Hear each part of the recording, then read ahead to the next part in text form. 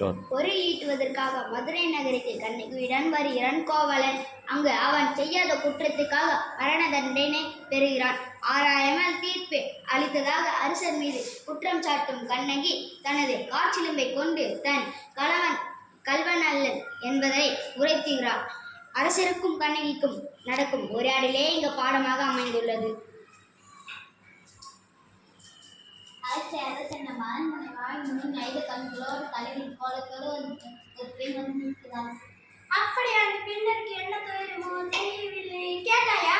கேட்டேன் மன்னவா, அதை பற்றி உங்களிடம் கோலம் என்று சொல்கிறார். அவள் உங்களிடம் நீதி கேட்க வேண்டியிருக்கிறார் போல தெரிகிறது. சரி, அந்த பெண்ணை உள்ளே அடுத்து.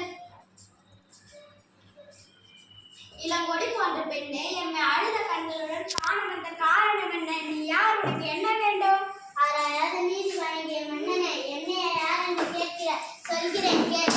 உலகம் வியக்கும் மன்னன் ஒரு புறாவுக்காக தனது உடலையே தந்த சிறு மன்னனை பற்றி நீ அறிவாயா? பசுவின் கண்ணை தேர்காலில் இட்டுக் கொண்ட தன் மகனையும் அதே தேர்காலில் இட்டுக் கொண்ட மனைவி சோழன் அவனை பற்றி அறிவாயா? பெண்ணை நான் கேட்ட வினாவுக்கு இன்னும் நீ விடையே கூறவில்லை. அதை விட்டுவிட்டு நீ வேற எதையோ கூறிக்கொண்டிருக்கிறாய். இழப்பின் அருமை தெரியாத மன்னனே, எனது நிலை அறியாமல் தானே இப்படி பேசுகிறாய். இதுவரை கூறிய பெருமை மிக்க சோழ மன்னர்கள் வாழ்ந்த புகாநகர் மேலும் அவ்வூரில் பயில சிறப்பினை உடைய மாசாத்துவான் என்பவனின் மகனாகிய கோவலன் என்பவனின் மனைவினார். எனது பெயர் கண்ணகி. ஓ, இப்பொழுது புரியுது. அந்த கல்வன் கோவலன் மனைவி அடி. போதும் மன்னா, என் கணவனை இகழ்வதற்கு உனக்கு என்ன தகுதி இருக்கிறது? ஊர் வினை பயனால் உனது ஊருக்கு வந்து எனது கால் சிலம்பை வைத்து வந்த என் கணவனை அநியாயமாக கொண்டுவிட்டாய். நீ செய்தது தகுமா? பெண்ணை போதும் நிறுத்து. கல்வனை கொள்வது கொடுங்கோடு அது அங்கே ஏற்புடையதும் ஆகும். இது அறநடியும் ஆகும். இந்த அனைவரும் உணர்த்துக. தெரியாதா என்ன உனக்கு? அருணன் தவறிய மன்னனே, தவறித்தவர்களை தண்டித்தல் அறம் என்பதை நானும் அறிவேன். ஆனால் நீ கூறுவது போல என் கணவன் கல்வன் அல்ல. அவனிடம் இருந்த சிலம்பு அறச்சிற்குரிய சிலம்பு என்று அச்சிலம்பு என்னுடையது. அதன் வினை சிலம்பு என்னுடன் உள்ளது.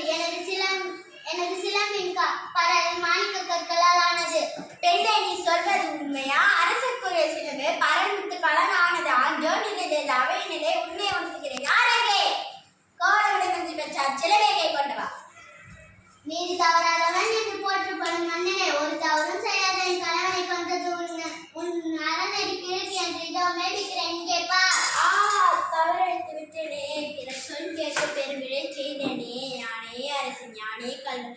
இதுவரை என் குலத்தில் எவரும் செய்யாத பயிற்சொல்லுக்கு ஆளாகிவிட்டேன். இனிமேல் யான் உயிரோடு இருந்தால் தகமா என் பெண் கொண்டை கூடைதான் எதிர்ப்பு.